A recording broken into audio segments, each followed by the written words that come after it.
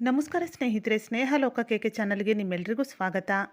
ನಾಗರ ಪಂಚಮಿ ಹಬ್ಬವನ್ನು ಶ್ರಾವಣ ಮಾಸದ ಶುಕ್ಲ ಪಕ್ಷದ ಪಂಚಮಿಯ ದಿನದಂದು ಆಚರಿಸಲಾಗುತ್ತದೆ. ಈ ದಿನ ನಾಗದೇವರಿಗೆ ಮತ್ತು ಹುತ್ತಕ್ಕೆ ಪೂಜೆ ಮಾಡಿ ಹಾಲನ್ನೆರೆಯುತ್ತಾರೆ.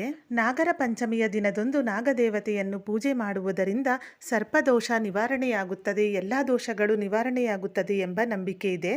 ಹಾಗಾದರೆ ಈ ಬಾರಿ ಅಂದರೆ 2026ರಲ್ಲಿ ನಾಗರ ಪಂಚಮಿ ಹಬ್ಬ ಯಾವ ದಿನ ಬಂದಿದೆ, ಪಂಚಮಿ ತಿಥಿ ಯಾವಾಗ ಪ್ರಾರಂಭವಾಗುತ್ತದೆ, ಯಾವಾಗ ಅಂತ್ಯವಾಗುತ್ತದೆ, ಪೂಜೆಗೆ ಸೂಕ್ತವಾದ ಸಮಯ ಯಾವುದು, ಈ ಎಲ್ಲ ಮಾಹಿತಿಯನ್ನು ಇವತ್ತಿನ ಈ ವಿಡಿಯೋದಲ್ಲಿ ತಿಳಿಯೋಣ ಸ್ನೇಹಿತರೆ.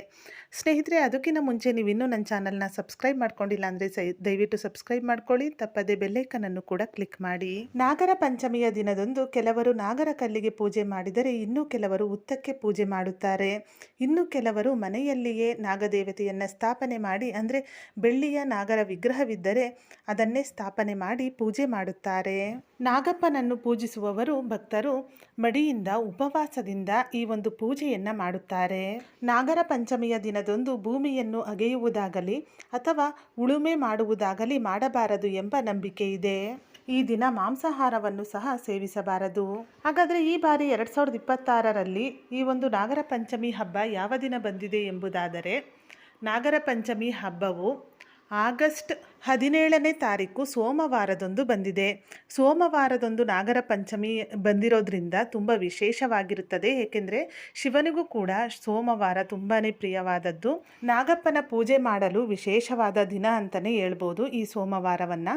ಆಗಸ್ಟ್ 17ನೇ ತಾರೀಕು ಸೋಮವಾರ ನಾಗರ ಪಂಚಮಿ ಹಬ್ಬ ಬಂದಿದೆ. ಇನ್ನು ಪಂಚಮಿ ತಿಥಿ ಪ್ರಾರಂಭ ಮತ್ತು ಅಂತ್ಯವನ್ನು ನೋಡುವುದಾದರೆ, ಪಂಚಮಿ ತಿಥಿ ಪ್ರಾರಂಭವಾಗುವುದು ಆಗಸ್ಟ್ 16ನೇ ತಾರೀಕು ಭಾನುವಾರ ಸಂಜೆ 4:52 ಪ್ರಾರಂಭವಾಗಿ ಪಂಚಮಿ ತಿಥಿ ಅಂತ್ಯವಾಗುವುದು ಆಗಸ್ಟ್ 17ನೇ ತಾರೀಕು ಸೋಮವಾರ ಸಂಜೆ 5 ಗಂಟೆಗೆ.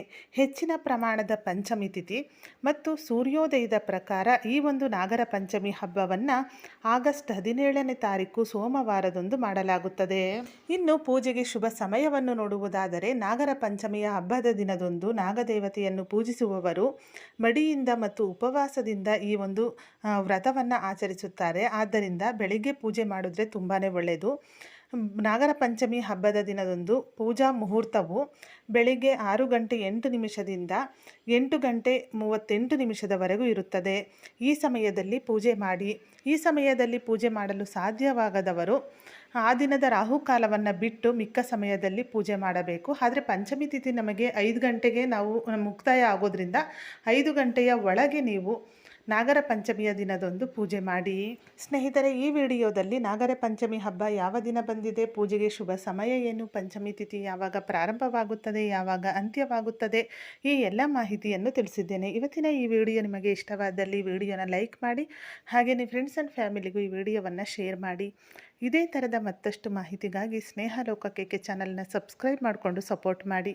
ಕೊನೆ ತನಕ ವಿಡಿಯೋ ನೋಡಿದ ಎಲ್ಲರಿಗೂ ಧನ್ಯವಾದಗಳು. ಸರ್ವೇ ಜನ ಸುಖಿನೋ ಭವಂತು.